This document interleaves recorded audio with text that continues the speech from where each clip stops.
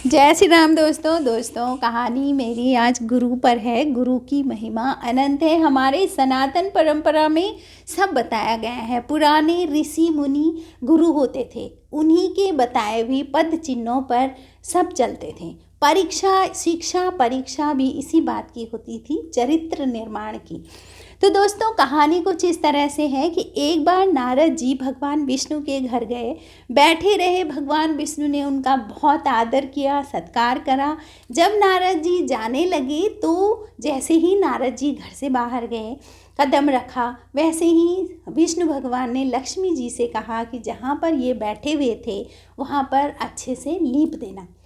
लेकिन नारद जी कान सुन रहे थे बाहर से। तो नारद जी ने पूछा, बाहर जब आ गए तो भगवान से पूछा कि आपने लक्ष्मी जी से ऐसा क्यों कहा प्रभु, मेरे स्थान को आपने लीपने के लिए क्यों कह दिया। तो विष्णु भगवान ने कहा कि नारद, मैंने आपका बहुत सेवा सत्कार किया, वो इसलिए कि आप देव ऋषि हैं, आप देवताओं के गुरु हैं, देव ऋषि हैं आप।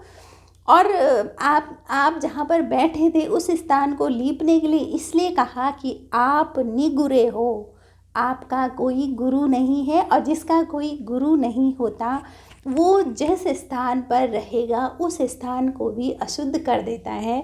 ये हमारी सनातन परंपरा में है। तो नारद जी ने कहा, प्रभु ये तो बहुत बुरी बात है, अब आप बताइए मैं क्या करूं। तो नारद जी ने कहा कि आप भी गुरु बना लीजिए। तो नारद जी ने कहा कि कैसे, कि आप पृथ्वी में जाएं और वहाँ पर जो आपको सबसे पहले मिलेगा आप उसे गुरु बना लें। नारद जी ने कहा बिल्कुल सही। नारद जी चले गए तो रास्ते में उनको मछुआरा मिला, एक मछुआरा रास्ते में पहला मिला जो। तो उन्होंने नारद जी ने कहा कि आप मेरे गुरु बनिए। पहले तो नारद जी ने कहा ये तो मछुआरा है, इसको तो कुछ आता ही नहीं है। नारद जी वापस आ गए, भगवान विष्णु से कहा कि भगवान वो तो मछुआरा है, उसको तो कुछ आता ही नहीं है। तो भगवान ने कहा नहीं, ये गलत बात है, आप पहले जाओ और उसको गुरु बनाओ। तो नारद जी वहाँ चले गए, मछुआरे से कहा आप मेरे गुरु बनिए। मछुआरे ने कहा मैं नहीं बनूंगा गुरु।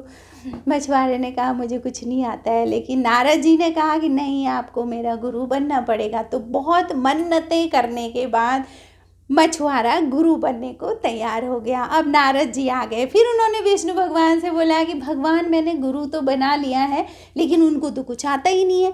विष्णु भगवान को बहुत गुस्सा आया कि तुमने गुरु का अपमान कर दिया जो मुझसे कभी सहन नहीं होता। अब मैं तुम्हें इसका श्राप देता हूँ कि जाओ 84 लाख योनियों में घूमो। नारद जी बहुत डर गए कि ये क्या हुआ। नारद जी ने कहा प्रभु अब इस श्राप से बाहर कैसे निकलूं। तो विष्णु भगवान ने कहा कि जाओ और अपने गुरु से इसका उपाय पूछो। तो नारद जी गुरु के पास चले गए, मछुआरे के पास गए। तो मछुआरे ने कहा कि आप ऐसा करिए कि भगवान से कहिए कि आप पृथ्वी पर वो 84 लाख जो योनियाँ हैं उनको इंकित कर दीजिए, बता दीजिए कहाँ कहाँ पर है, और फिर आप आओ और अपना गोल गोल घूमो। 84 लाख योनियाँ हो गई। वो ही किया नारद जी ने। और नारद जी विष्णु भगवान के पास गए, उन्होंने कहा कि आप ऐसा करिए। और विष्णु भगवान ने वैसे ही करा और नारद जी अपनी जो उनको श्राप मिला था उससे वो ऋण हो गए। तो दोस्तों इस तरह से हमारे सनातन परंपरा में बहुत सारी कहानियाँ बनी हुई हैं, लेकिन समझ बस एक चीज़ की होनी चाहिए कि कभी भी निगुरा नहीं रहना चाहिए। आपको कोई छोटा सा काम भी सिखाता है उसकी रिस्पेक्ट करके उसको गुरु का सम्मान दें। आपको छोटी सी बात भी किसी ने बताई और वो बात आपके काम आ गई तो उसका हमेशा आदर करें और उसकी रिस्पेक्ट करें और उसको गुरु वाला सम्मान दें। तो सिर्फ पढ़ाई लिखाई वाले गुरु तो हैं ही हैं, इसके अलावा सामान्य जीवन जीने में जो हमारी छोटी छोटी बातों में मदद करते हैं, छोटी छोटी चीज़ें सिखाते हैं, वो हमारे गुरु होते हैं।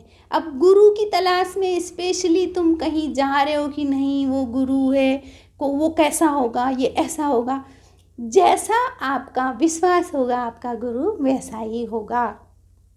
गुरु आपको अगर अटल विश्वास है तो गुरु आपके साथ उसी तरह से रहेंगे। और अगर आप परीक्षा लेने पे लगे हो कि पता नहीं ये ऐसा वैसा, इसका कहीं ये ख़राब ना हो, ऐसा ना हो, तो फिर आपको रिज़ल्ट भी वैसे ही मिलेगा। इसलिए सब कुछ निर्भर करता है आपके विश्वास पर।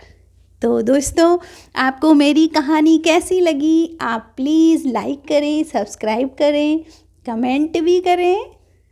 Thank you for watching.